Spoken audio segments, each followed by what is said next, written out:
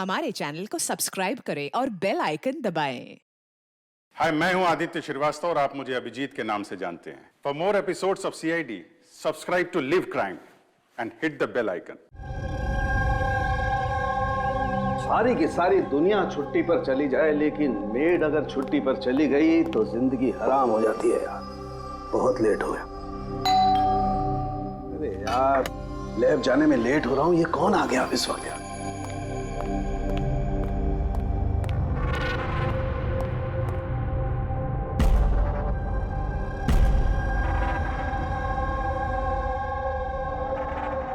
बाहर तो कोई दिखाई नहीं दे रहा। घंटी की आवाज तो सुनाई दी थी।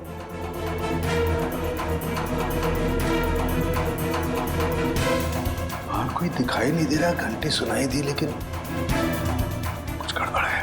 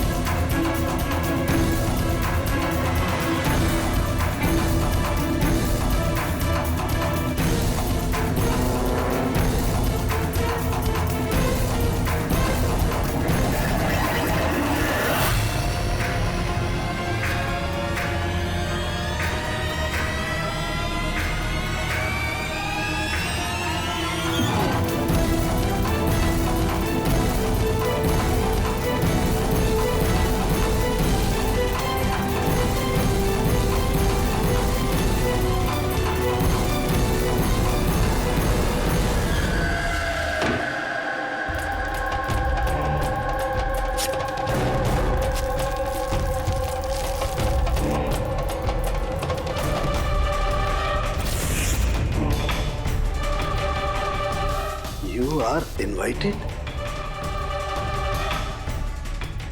to a murder at 10 Wood Villa, Yali Hills, 400876.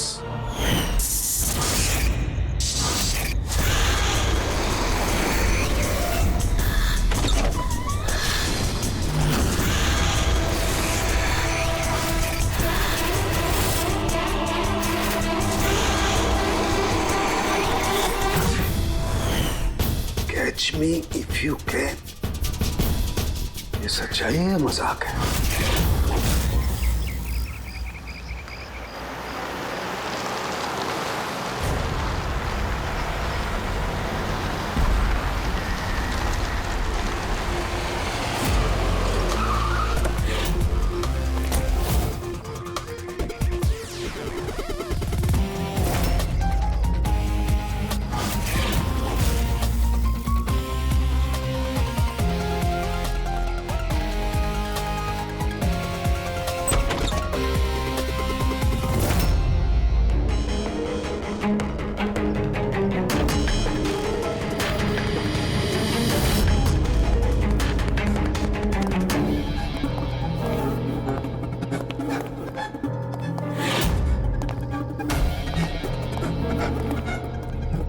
My God.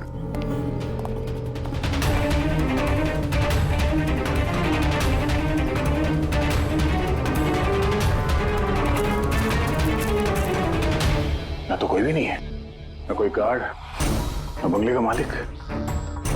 Pankaj, जरा आसपास पता कर, बंगले का मालिक कौन है। जो भी इंफॉर्मेशन मिलती है लेकर आओ। कितनी बेरहमी से खून किया है इसका। पूरे शरीर पर चाकू से वार किए और फिर भी जी नहीं भरा तो उंगलियां काट दी। इतना खून तो जो फैला हुआ है इसके गांव का नहीं हो सकता है। मतलब सा? मतलब ये पूरी कि जितना खून इस पूरे घर में फैला हुआ है, इतना खून तो एक इंसान की बॉडी में होता ही नहीं। कोई आईडी वगैरह नहीं? कौन है ये लड़की? नहीं अभिजीत, कुछ नहीं मिला।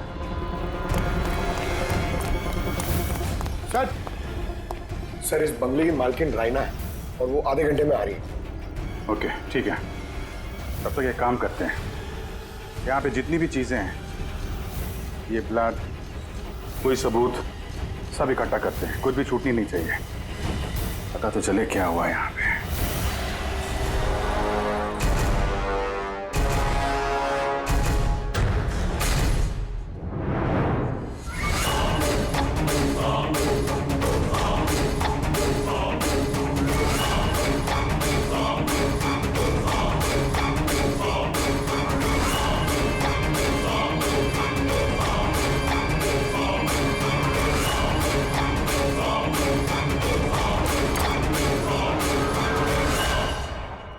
इस पूरे घर में इतनी सारी चीजें पड़ी हैं जो चिल्ला चिल्ला के कह रही है कि हम सबूत हैं, हमें उठा लो।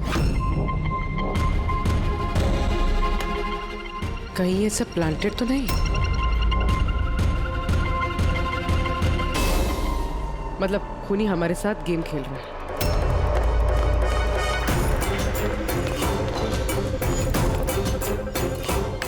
ये सब किसने किया है? ये सब किसने किया है? What is all this? कमाल है सर, ये तो हम ही से पूछ रहे हैं किसने किया है। इतना गंदा कर दिया है, अब साफ नहीं कर सकते थे ये? वो सर साफ करने के लिए भी हमें बोल रही है। बदबू आ रही है। हे, मेरे बंगले में ये औरत क्या कर रही है? ओए बिरजू, बिरजू कहाँ है? बिरजू, बिरजू। यार लाश देख के लोग या तो बेहोश हो जाते हैं या डर के मारे गिर जाते हैं। इसको तो कुछ हुआ ही नहीं। बिरजू, बिरजू, बिरजू, और बिरजू, बिरजू। राणा जी, आपने ये घर ऐसे ही लावारिस छोड़ रखा है? एक्सक्यूज मी, घर लावारिस नहीं है, इस घर की मालकिन मैं हूँ। ये मेरा पुश्तैनी बंगला है।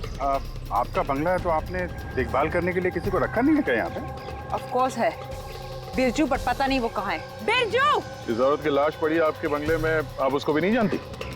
मैं कुछ नहीं जानती, और अब प्लीज यहाँ से निकल जाइए और जाते जाते सब कुछ साफ करते हुए जाइए। बिरजू! सर ये औरत थोड़ी अजीब है और टेढ़ी भी।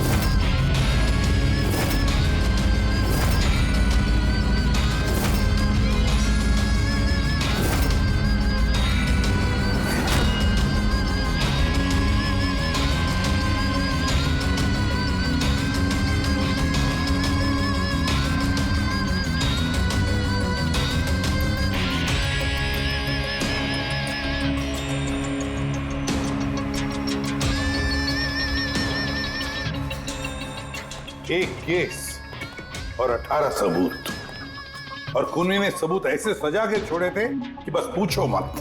सर लेकिन प्रॉब्लम ये है कि इनमें से कोई भी सबूत हमारे किसी काम का नहीं है। ये सारे सबूत हमारे किसी भी काम के नहीं है, इसका क्या मतलब है तारिका? मतलब ये कि ये सारे सबूत पुराने हैं। What? ये सारे सबूत पुराने तो क्या लड़की का खून भी पुराना है? कितने पुराने बताओ? सर 4 से 10 साल पुराने। ये सारे सबूत 4 से 10 साल पुराने, तो क्या इसका मतलब है इस लड़की का खून 10 साल पहले हुआ है?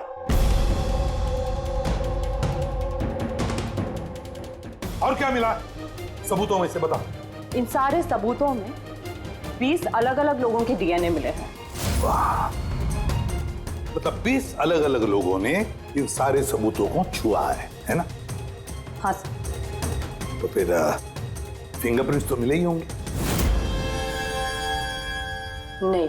नहीं सर। अब लेकिन सर एक बहुत इंपॉर्टेंट बात पता चली है। क्राइम सीन पे जो इतना सारा खून मिला था, वो खून किसी इंसान का नहीं बल्कि किसी जानवर का था। क्या?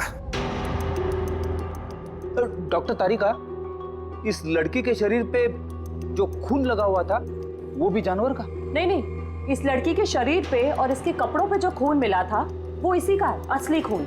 लेकिन इसके अलावा वहां पे जो भी चीजें थी वो सारी प्लांट की गई थी। लगभग 20 लोगों के डीएनए और इतने सारे सबूत क्राइम सीन पे आए कहां से सर? वही तो, इतने सारे सबूत, लेकिन हमारे हाथ में कुछ भी नहीं। वाह, आप चुपचाप बैठे रहो, कुछ मत बोलना, हम लोग यहाँ गप्पे लड़ा रहे हैं ना। बॉस, मैं जानता हूं ये सारे के सारे सबूत कहां से आए। पिछले कई सालों में सीआईडी ने जो केसेस सॉल्व किए हैं उसमें से कुछ इंपॉर्टेंट केसेस के इंपॉर्टेंट एविडेंस है ये सारे के सारे। क्या?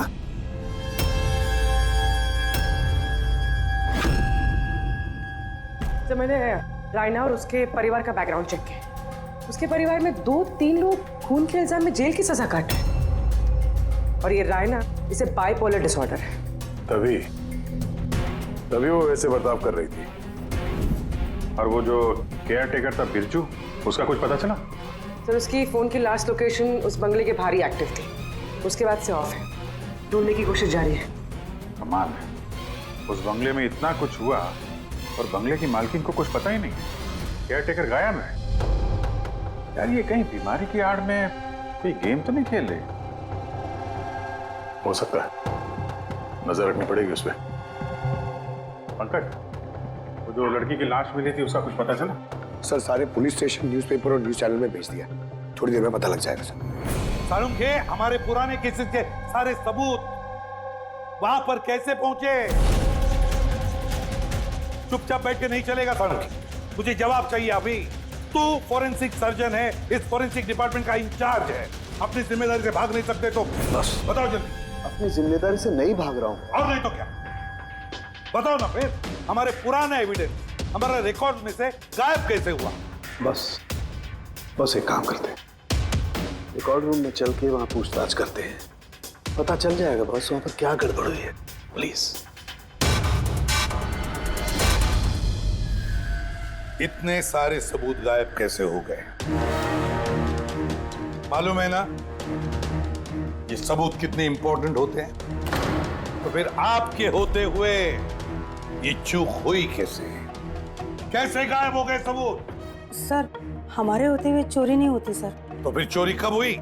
सर, ये चोरी रात को ही होगी, क्योंकि हम लोग रात को नहीं रहते ना। इसीलिए चोरी हो गई। और आपका क्या कहना है? सर, मैंने डॉक्टर साहब को कितनी बार बोला कि लॉक वगैरह ठीक करवा लीजिए, दरवाजे खिड़कियां ठीक करा लीजिए, सीसीटीवी कैमरा लगवा लीजिए, लेकिन डॉक्टर साहब हमारी सुनते ही नहीं है। और तो और क्या? और क्या? सर वो पता नहीं किसी को भी लेके आ जाते हैं सर, बोलते हैं कि पुराने एविडेंस देखने हैं। किसे लेकर आए थे ये? पिछले 3 महीने पहले किसी को लेकर आ गए, बोले कि क्राइम जर्नलिस्ट हैं, इनको पुराने एविडेंस देखने हैं। बॉस वो एक जर्नलिस्ट था, फॉरेंसिक पर एक आर्टिकल लिखना चाहता था, मुझसे रिक्वेस्ट की, मैंने उसे परमिशन दे दी बस। देख सारुण के, तो अच्छी तरह से जानता कि यहाँ किसी भी बाहर के आदमी को अंदर आना मना है, और तू जर्नलिस्ट को यहाँ लेकर आया।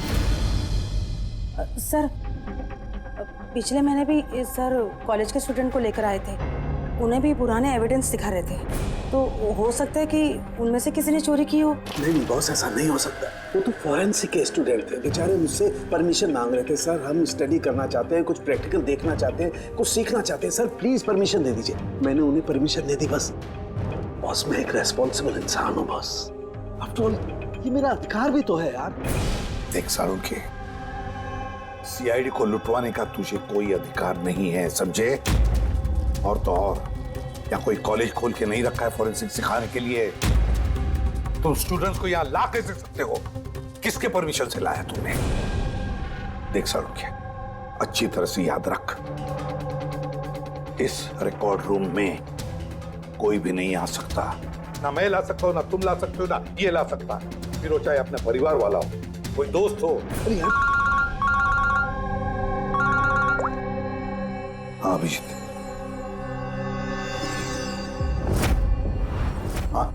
सर, जिस लड़की की मौत हुई थी उसका नाम टीना है, और ये उनके पिताजी हैं, doctor Nirav sir, head of forensic, Chennai. Doctor Nirav? Nirav Nirav यार, बेटे नीरव किसी मार दिया। कंट्रोल योरसेल्फ, सब पता चल जाएगा। सर, आप लोग जानते हैं एक दूसरे को? हाँ जी, एक जमाना था जब मैं और नीरव साथ साथ काम किया करते थे। नीरव। एक मिनट बॉस। क्या? ये देख दोस्त, तेरा शक एकदम सही था दोस्त, इसमें टॉक्सिन है। डॉक्टर नीरव, जरा बताइए, आखिरी बार आपने अपनी बेटी टीना से कब बात की थी? कब देखा था उसे? एक्चुअली वो कॉलेज के हॉस्टल में रहती थी, 2 दिन पहले से बस गायब हो गई थी। नीरव हौसला रखो नीरव, जिसने भी किया है ना वो पकड़ा जाएगा। मैं पता लगाऊंगा नीरव, मैं पता लगाऊंगा किसने किया ये। नहीं साळुंखे, तुम नहीं पता लगाओगे। मैं नहीं पता लगाऊंगा मतलब तुम इस केस पर काम नहीं करोगे।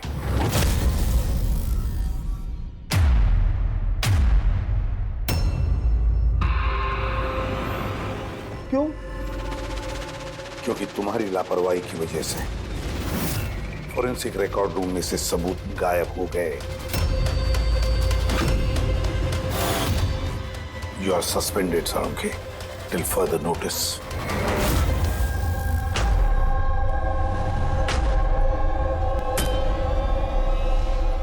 बस तुम्हें लगता है कि ये सब कुछ मेरी वजह से हुआ? तुम मुझ पर इल्जाम लगा रहे हो? ये इल्जाम नहीं है साळुंखे, ये हकीकत है और ये तुम अच्छी तरह से जानते हो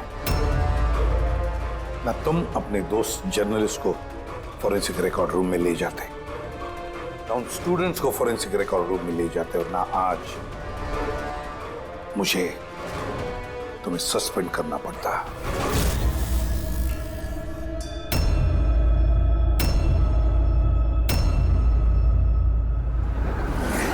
यार, नीरव को मेरी जरूरत है, इस केस को मेरी जरूरत है यार, प्लीज। नहीं साळुंखे। सर आपने मुझे बुलाया?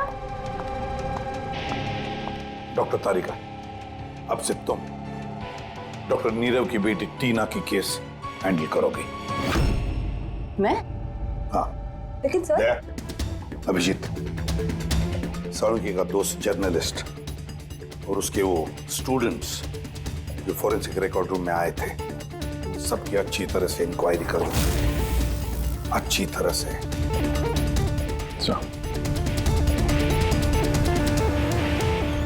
डॉक्टर साहब,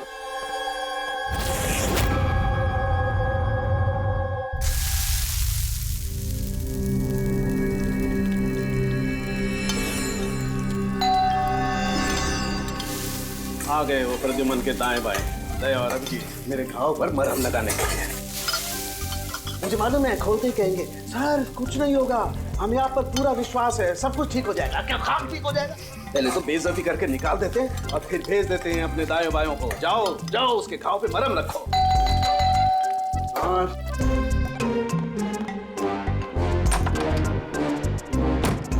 हाय। मॉर्निंग।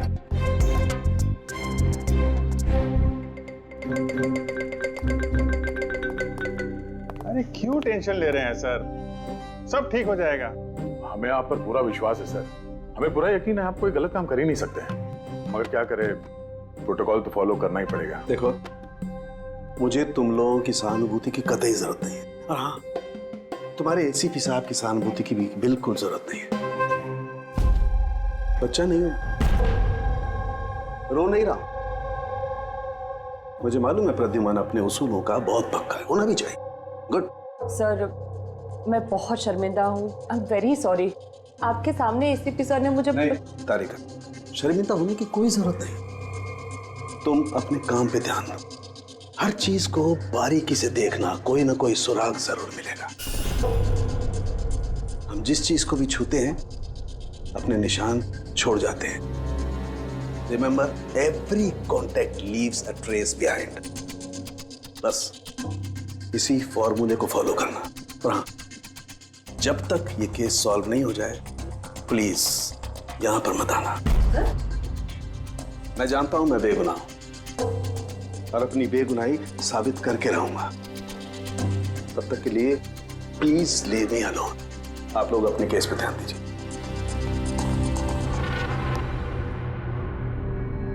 बात करें मामला।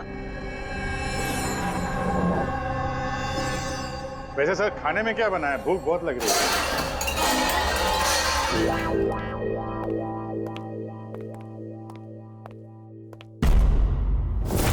सर, ये जर्नलिस्ट सुना बहुत टेढ़ा और बदतमीज आदमी।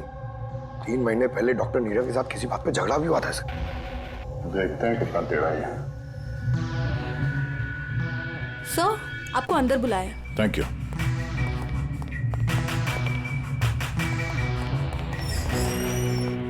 अरे वाह, नसीब हमारे, आज तो सीआईडी टीम के सीनियर इंस्पेक्टर दया से मुलाकात हो ही गई।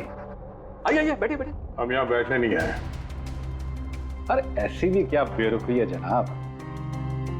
चलिए जाने दीजिए, छोड़िए। ये बताइए कि क्या लेंगे? चाय, कॉफी, ठंडा? ठंडा ठंडा वंडा नहीं पीते हम लोग। वैसे दया साहब, मैं काफी टाइम से सीआईडी टीम पर एक डॉक्यू ड्रामा सीरीज बनाने की फिराक में हूं, लेकिन अपने एसीपी साहब मिल ही नहीं रहे। तुम तो जानते ही होंगे, सीआईडी अरे गहरे को एंटरटेन नहीं करती। आप सीधे मुद्दे की बात करें। हाँ, क्यों नहीं। पिछले 20 सालों से मैं इस प्रोफेशन में हूं, हमेशा पॉइंट पे रहता हूं। बताइए, सबसे पहले क्या बात करूं? डॉक्टर नीरव से हुए झगड़े के बारे में या फिर फॉरेंसिक रिकॉर्ड विंग के बुरे हाल के बारे में? डॉक्टर नीरव से तुम्हारा झगड़ा क्या था? नहीं, मेरा उनसे कोई झगड़ा नहीं था। मैंने तो बस उन्हें सच्चाई का एक आईना दिखाया था। उन्हें बुरा लग गया। क्या मतलब? मतलब डॉक्टर नीरव के काम को लेकर मैंने एक आर्टिकल लिखा था। मेरे हिसाब से वो फॉरेंसिक के काम के प्रति ईमानदार नहीं थे, थोड़े ढीले ढाले किस्म के फॉरेंसिक एक्सपर्ट थे। इसलिए उन्होंने मेरे खिलाफ मानहानि का केस भी किया। बहुत बेइज्जती हुई मेरी। मैंने उनसे माफी भी मांगी। बड़ा भी उनकी बेटी की दर्दनाक मौत को लेकर मुझे बहुत दुख हुआ। और अपना दुख जाहिर करने के लिए आपने एविडेंस रूम से एविडेंस चुरा कर वहां फेंक दिया जहां नीरव जी की बेटी का खून हुआ था। अरे जनाब, मैं भला ऐसा क्यों करने लगा?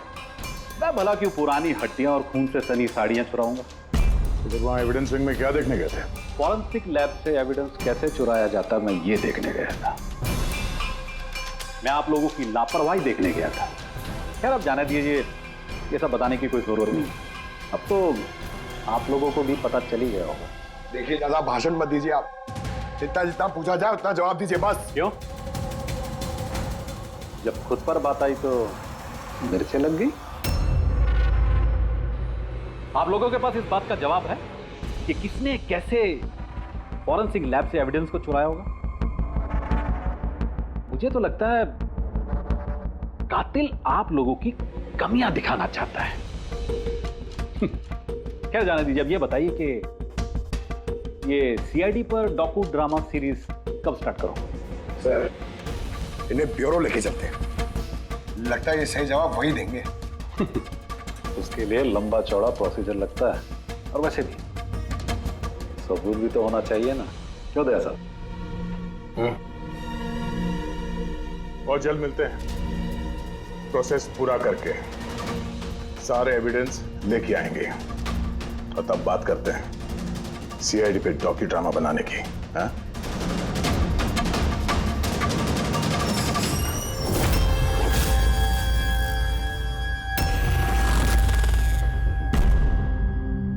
डॉक्टर नारायणी? यस जी कहिए। हम लोग सीआईडी से एक केस के सिलसिले में आपसे बात करनी है। जी बताइए।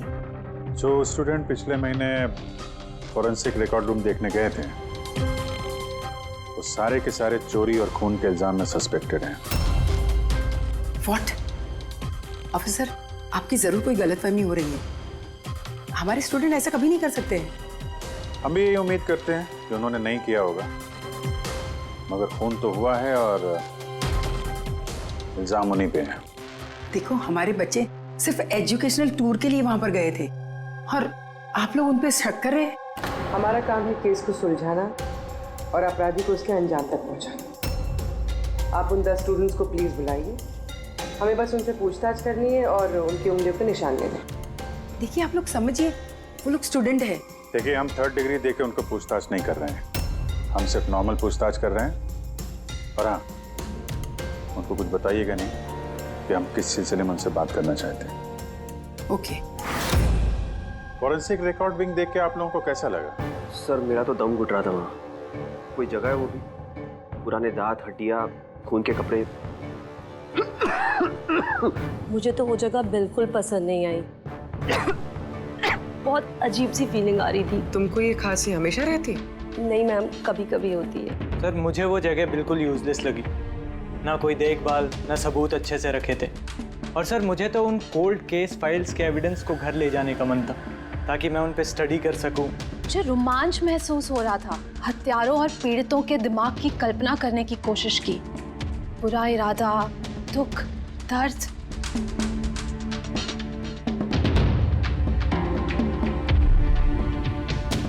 सर यहाँ तो 9 ही लोग हैं, एक नहीं है। हाँ, वो एक स्टूडेंट आज एब्सेंट है, उसकी तबीयत ठीक नहीं है। कौन है, क्या नाम है? सारिका। सारिका, हमें उसकी पूरी डिटेल्स चाहिए। हाँ तारिका, कुछ मिला क्या नहीं अब तक? देखो तारिका, हमारे पास वक्त नहीं है। सर मैं कब से वही ढूंढने की कोशिश कर रही हूँ कि मेरे हाथ में कुछ तो आ जाए, जिससे सालों के सर पे जो इल्जाम लगाए ना वो साफ हो जाए। जो कुछ भी हो, कोई ना कोई तो है जो सांखे को फंसाने की कोशिश कर रहा है।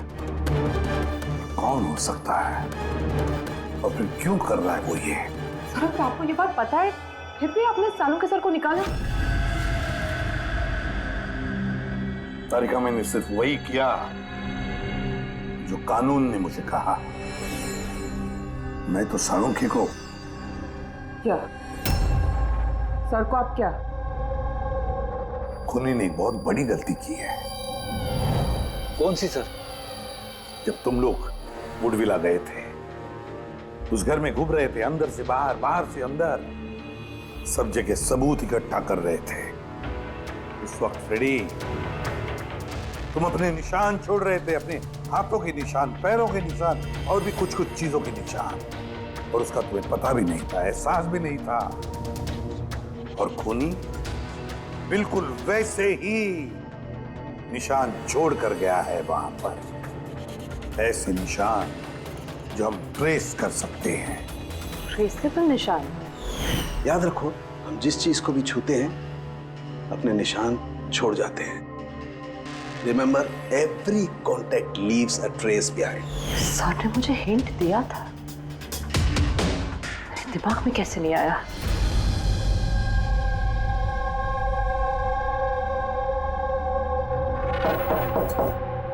जी कहिए। सारिका कहाँ है? आप लोग? CID। आप कौन है? सब, मेरा नाम रूपाली है। और सारिका? सब, वो तो यहाँ नहीं है, कल ही चली गई। कहाँ चली गई? मैम वो अपने घर चली गई। कल वो आई और जल्दी जल्दी उसने अपने सारे बैग्स पैक किए, और बहुत जल्दी में थी इसलिए उसने अपना फोन भी यहीं छोड़ दिया। कोई वजह बताई उसने, इतनी जल्दी में घर चली गई? जी सर, वो बता रही थी कि उसके घर का कोई सदस्य बीमार है। क्या? सर, फोरेंसिक सेंटर से पता चला है कि सारिका बीमार है, और ये बता रही है कि उसके घर का कोई बीमार है। कुछ चक्कर तो है सर। अच्छा रूपाली, ये सारिका का घर कहाँ है? सर कानपुर। कानपुर। और आप लोग साथ में रहते थे? जी सर, हम दोनों रूममेट्स हैं। अच्छा, आप लोग कब से साथ में रह रहे हैं? ये कोई 8-9 महीने। 8-9 महीने से तो एक दूसरे के बारे में काफी कुछ पता चल जाता है। क्या कैसी लड़की थी सारिका, कुछ बता सकती हैं आप? सर वो तो बहुत अच्छी लड़की है। इनफैक्ट वो अपने काम से काम रखती है, फोरेंसिक इंस्टीट्यूट जाना, वहाँ से वापस आना, यही उसका डेली रूटीन है। Forensic centre? तो वहाँ की कुछ बातें बताती थी वो आपसे? हाँ, फोरेंसिक इंस्टीट्यूट से रिलेटेड कुछ बातें बताती रहती है। जैसे अभी कुछ दिनों पहले वो मुझे बता रही थी कि तुम्हें पता है रूपाली, सबूतों को प्लेस करके ना किसी को भी फंसाया जा सकता है। रियली? लेकिन ऐसा कैसे हो सकता है? अरे बुद्धू, कुछ भी हो सकता है। मैं कर सकती हूँ ना। किसी भी केस को पलटा जा सकता है सिर्फ और सिर्फ सबूतों के दम पर। अब देख मैं कैसे सबका दिमाग घुमाती हूँ। सर, टीना और डॉक्टर सालुंके के केस में भी तो यही हुआ है। और अब ये सारिका फरार है, इसको ढूंढना होगा जल्दी से जल्दी।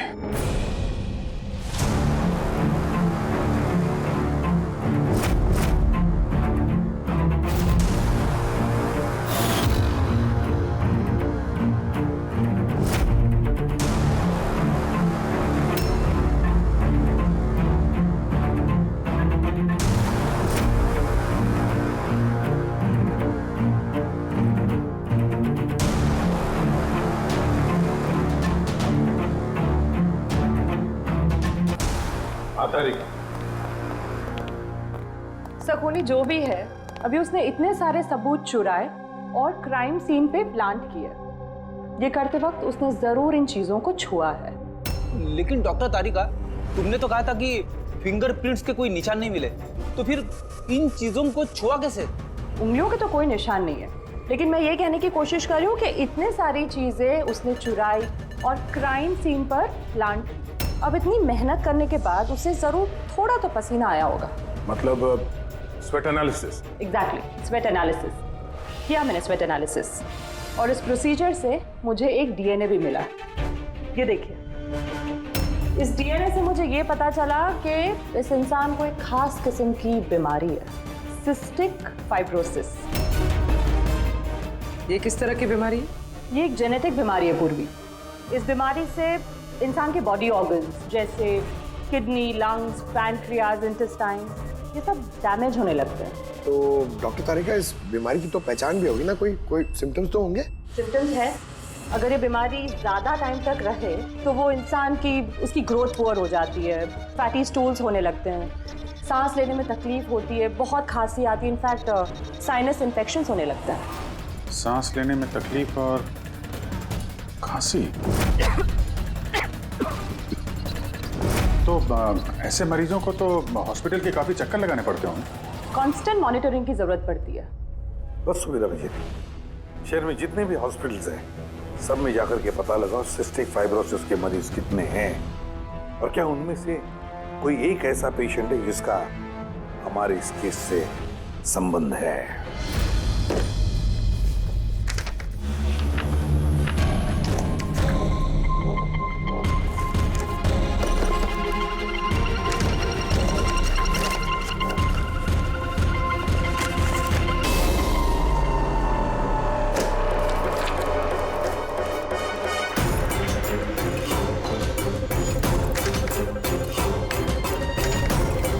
इस केस में हम लोग साथ साथ हैं। यस। डॉक्टर नीरव की बेटी को मार दिया गया, मुझे सस्पेंड कर दिया गया, तो बचा ललित। अगर ये सब कुछ इस केस की वजह से हो रहा है तो ललित के साथ भी कुछ ना कुछ तो हुआ होगा या कुछ ना कुछ होगा। ललित को ढूंढना पड़ेगा। लेकिन इतने सालों से ललित से कोई कांटेक्ट नहीं है, कैसे ढूंढूं उसे? ट्राई करता हूं।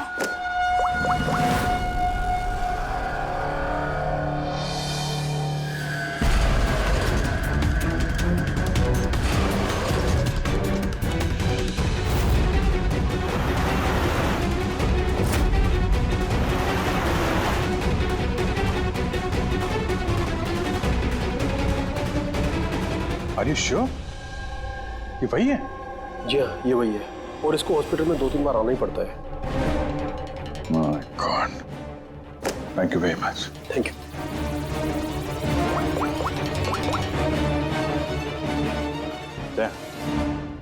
कातिल का पता चल गया है। क्या? डॉक्टर ललित मर गए 5 साल पहले? हाँ सर, आप उनकी बेटी से मिल सकते हैं। कहाँ है उनकी बेटी? मेरी बात हो सकती है? वो तो मुंबई में है सर, सारिका नाम है उसका। सारिका? जी sir. Okay, thank you. Sarika Mumbai में है।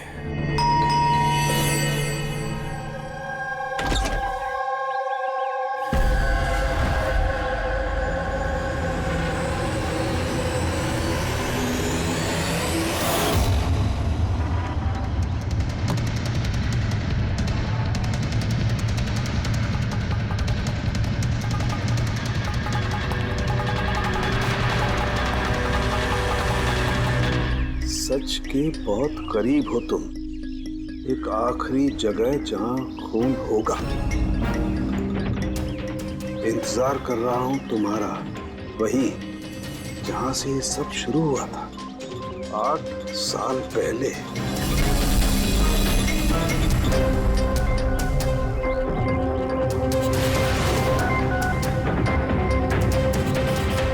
साल पहले।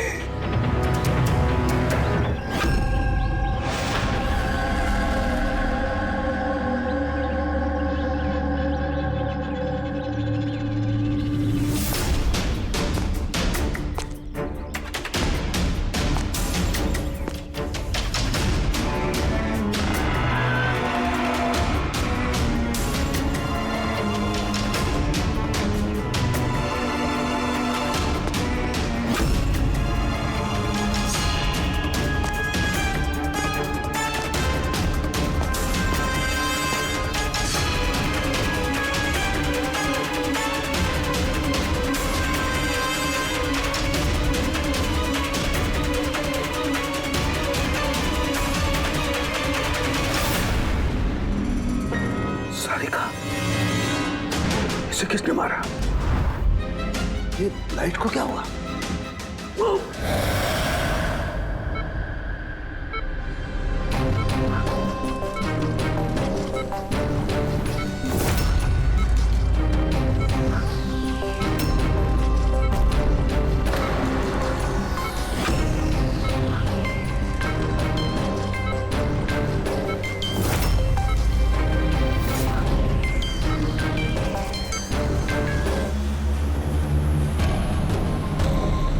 तो सारुण के सर का फोन तो लगातार बज रहा है, लेकिन वो उठा नहीं रहा। कहीं किसी मुसीबत में तो नहीं? सारुण के साहब के फोन की लोकेशन ट्रैक करो, देखो कहाँ पे है और उस खूनी का भी।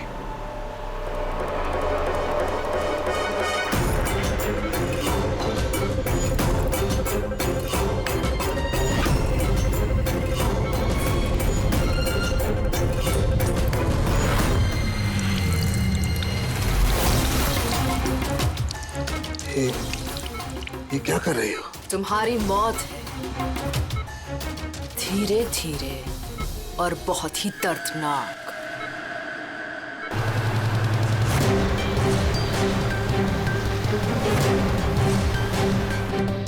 तुम्हारे खून की एक एक बूंद का कतरा जब तुम्हारे शरीर से धीरे धीरे करके निकलेगा ना, तब बहुत मजा आएगा तुम्हें, है ना? लेकिन तुम ऐसा क्यों कर रही हो? अपने बाप की मौत का बदला ले रही है। अरे हत्यारे हो तुम तीनों। तुम्हारा बाप रघु? हाँ, रघु, जिसे तुमने, डॉक्टर ललित ने और डॉक्टर नीरव ने मिलकर मार डाला। और तुम्हारी वजह से आज मेरा बाप मेरे साथ नहीं है। मार डाला? हमने? कैसे? सबूत इकट्ठा करके मार डाला। तुम लोगों ने सबूत इकट्ठा किया, मेरे बाप को फांसी की सजा दिलवा दी। देखो देखो, सबूत इकट्ठा करना, सजा दिलवाना, ये फॉरेंसिक का काम है। काम है? बेशक बेशक ये तुम लोगों का काम है, लेकिन तुमने मेरे बारे में तो नहीं सोचा ना, उस बेटी के बारे में जिससे उसका बाप छिन गया। मेरे बाप की मौत के बाद मैं सदमे में आ गई थी, और सदमे से बाहर आने के बाद मैंने सोच लिया था, ठान लिया था कि मैं तुम तीनों को तुम्हारे किए की सजा देकर रहूंगी। तो इसीलिए तुमने टीना को मार डाला? हाँ, मार डाला मैंने उसको, क्योंकि मुझे मालूम था कि डॉक्टर ललित 5 साल पहले ही मर गए हैं। और जहां तक रहा तुम्हारा और डॉक्टर नीरव का सवाल, तो मुझे मालूम था कि डॉक्टर नीरव अपनी बेटी टीना से बहुत ज्यादा प्यार करते हैं। टीना के मरने के बाद वो तो अपने आप ही मर जाएंगे। और तुम, जहां तक रहा तुम्हारा सवाल, तुम अपने फॉरेंसिक से बहुत प्यार करते हो। जब वहां से तुम्हें धक्के मार के बेदर्द करके बाहर निकाल दिया जाएगा, तब तो तुम अपने आप ही मर जाओगे। लेकिन सारिका ने क्या बिगाड़ा था?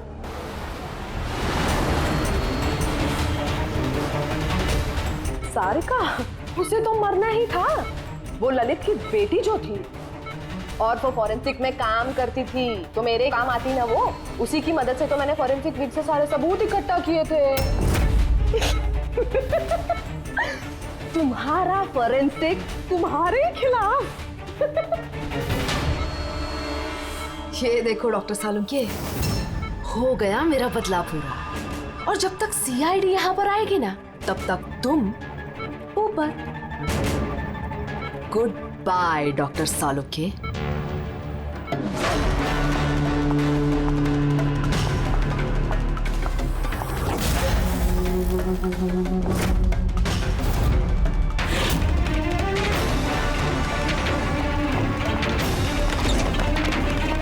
रूपाली,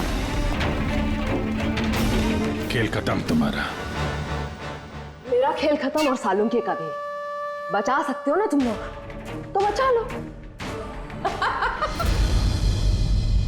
खून का कर्ज हो गया अब तो बॉस तुम्हारा मुझ पर। मेरा कर्ज नहीं हुआ है खून का तुम्हारे ऊपर। ये तो वो कर्जा है जिन लोगों को तूने फांसी पर लटकाने में मदद की ना हमारी, वो कर्जा है। अब चुका दे। अच्छा सुन, बहुत आराम हो गया, सीधे काम पर चल। अच्छा जल्दी से ठीक हो जाइए। तारिका अकेली मुर्दों से बातें कर रही है। ओहो तारिका, अभिजीत को तुम्हारी बड़ी फिक्र है भाई। देखो भाई, अब एक हफ्ते तो मैं यहाँ से हिलने वाला नहीं हूँ बॉस। एक काम करो ना, तब तक तारिका से काम चला लो। अच्छा ये आराम करिए आप। Silence please. हाँ साइलेंट, चुप।